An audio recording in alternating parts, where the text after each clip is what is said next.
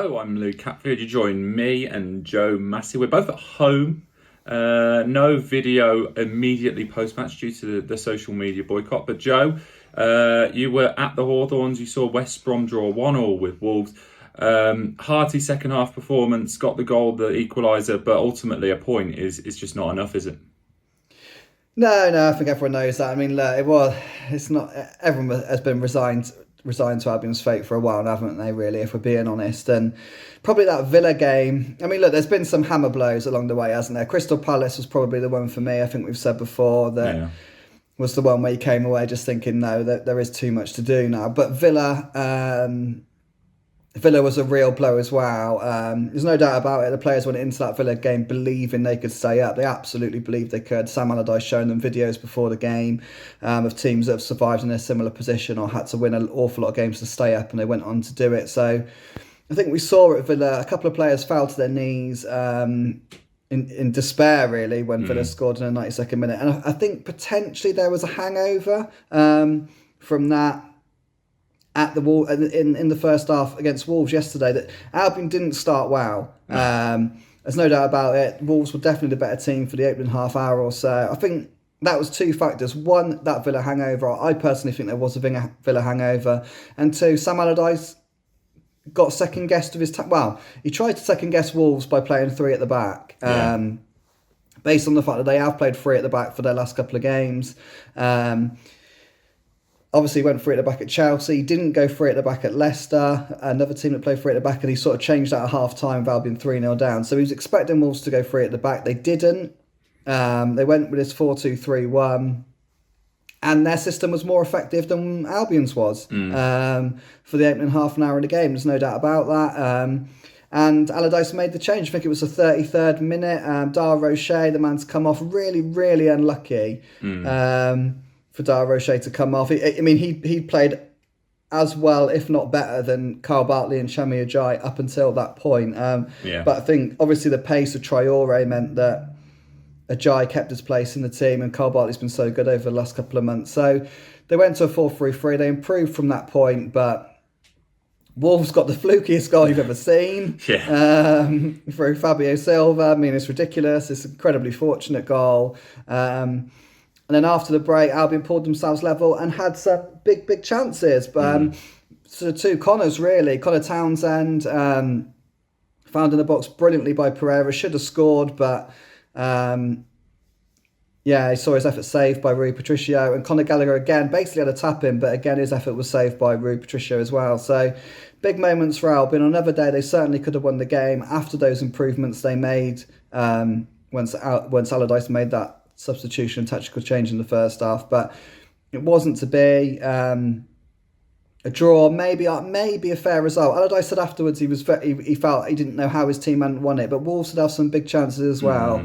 Nelson Semedo in the first half in particular. So I think I think probably overall Albion shaded it, but maybe a fair result was a draw. But if not, then it would have been an Albion win. But it was a close, keenly contested Black Country derby. And look, you said it there, that relegation's been on the cards. I mean, can Albion fans look back at this season, and I know there's a couple more games to go yet, Joe, but can they look back and say, look, 4 points from Wolves, Wolves still haven't beaten Albion in a long old time. Can they take solace from that?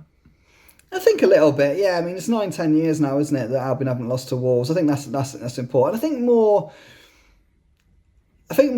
what you take solace from is the improvements the team has made over the last 13 games, basically ever since Albion made their January additions. They should have won a lot more games than they have. They look a Premier League side now in every way, shape or form. They just haven't taken a lot of the chances that have come their way, and they're going to run out of games. That's the reason we're not going to be able to stay up. But look, it was nice to beat Wolves back in January because the team had struggled so badly, really, before that game. And then I think now the draw against Wolves and the draw against Villa shows where Albion are, really. They are a team that's more than capable of getting results on a regular basis against teams in the middle of the Premier League. I've got no doubt if the season started on February 1st, they would stay up.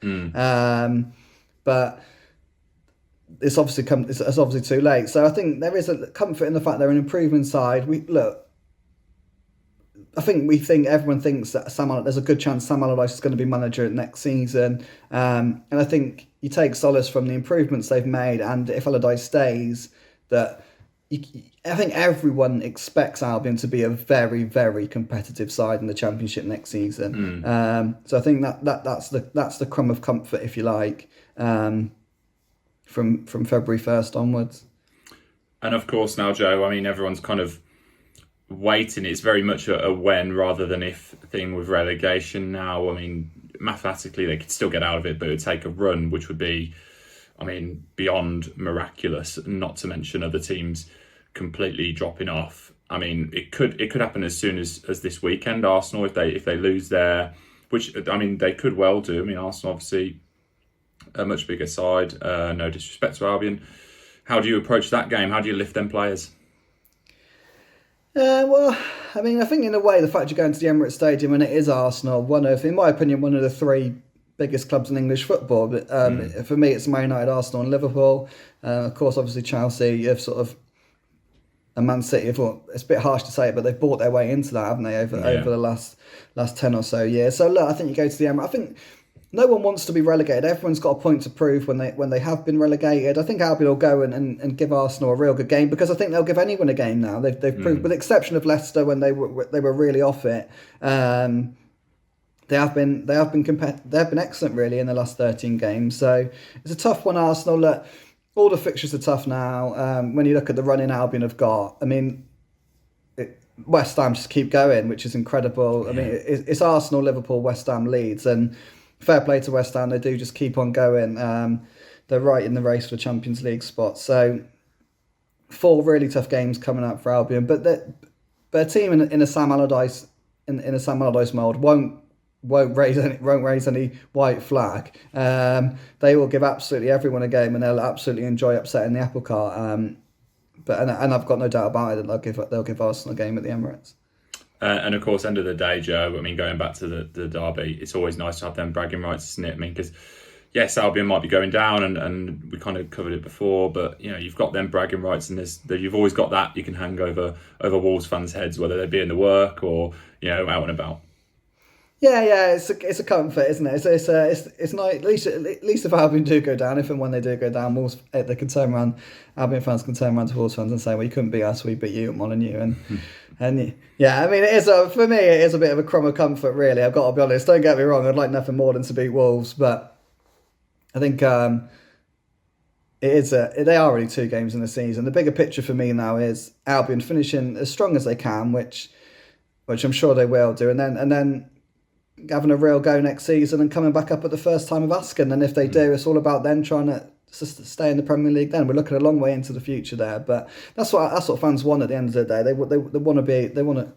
want a side that will comfortably hold its own in the Premier League, and they have got one actually at the minute, but it's all come too late. So looking forward, that's what Albion fans really want before they can really lay claim to have any bragging rights over the likes of Wolves and Villa, unfortunately. Yeah, well, hopefully we'll see them soon, Joe. But that just about does us for this video. You know where to go for all your latest Albion news, expressandstar.com.